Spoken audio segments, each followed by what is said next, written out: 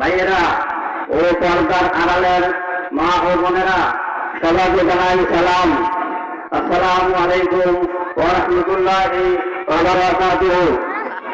আমি আপনাদের সম্মুখে সংক্ষিপ্ত কিছু কথা বলে আমি আমার বক্তব্য শেষ করব ইনশাআল্লাহ। আমার কথায় যদি কোনো ভুল হয়ে থাকে তাহলে আমাকে ক্ষমা করে দিবেন। সম্মানিত উপস্থিতি, আল্লাহ রাব্বুল আলামিন বলেন, আউযু বিল্লাহি মিনাশ শাইতানির রাজীম, আম হাসিবতুম আন তাদখুলুল জান্নাতা ওয়া লাম্মা ইয়ালামিল্লাযীনা জাহাদু মিনকুম ওয়া ইয়ালামাস সাবিরিন। তোমরা কি ভেবেছ যে তোমরা জান্নাতে প্রবেশ করবে, অথচ আল্লাহ এখন পর্যন্ত পরীক্ষা করেননি তোমাদের মধ্যে কে জিহাদ করেছ আর কে ধৈর্যশীল।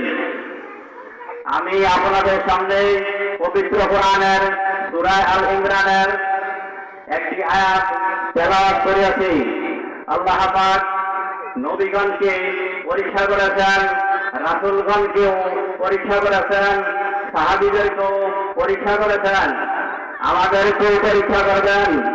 এই আয়াতে আল্লাহ পাক এক কথায় বলেন, আমাদের সমাজ পরিবর্তন করতে হলে আমাদেরকে কোরআনের দিকে ফিরে আসতে হবে। সমাজকে দেলে সাজাতে হলে একামতের কাজ করতে হবে। জমিন যার, আইন চলবে তার, এই কাজ আমাদেরকেই করতে হবে। আল্লাহ রাব্বুল আলামিন ফেরেশতা পাঠাবেন না, আল্লাহ পাক আমাদেরকে সৃষ্টির শ্রেষ্ঠ হিসেবে জ্ঞান বুদ্ধি দিয়ে এই দুনিয়ায় পাঠিয়েছেন। আল্লাহ রাব্বুল আলামিন বলেন, ওয়ামা খালাকতুল জিন্না ওয়াল ইনসা ইল্লা লিয়াবুদুন। আমি জিন ও মানুষকে সৃষ্টি করিয়াছি আমার ইবাদত করার জন্য, মানুষের চলার জন্য যা কিছু প্রয়োজন সব কিছু কোরআনের মধ্যে দিয়ে দিয়েছেন। যদি আমরা কোরআনের একটি আয়াত মানি আর একটি আয়াত না মানি তাহলে আমরা মুসলিম হতে পারবো না। কোরআন আমাদেরকে দিয়েছেন পুরোপুরিভাবে মেনে চলার জন্য। এই কোরআনে পরিবার, সমাজ, রাষ্ট্র পরিচালনা করার জন্য যা কিছু প্রয়োজন সব কিছু দিয়ে দিয়েছেন। মানুষের চলার জন্য এমন কিছু বাকি রাখেন নাই।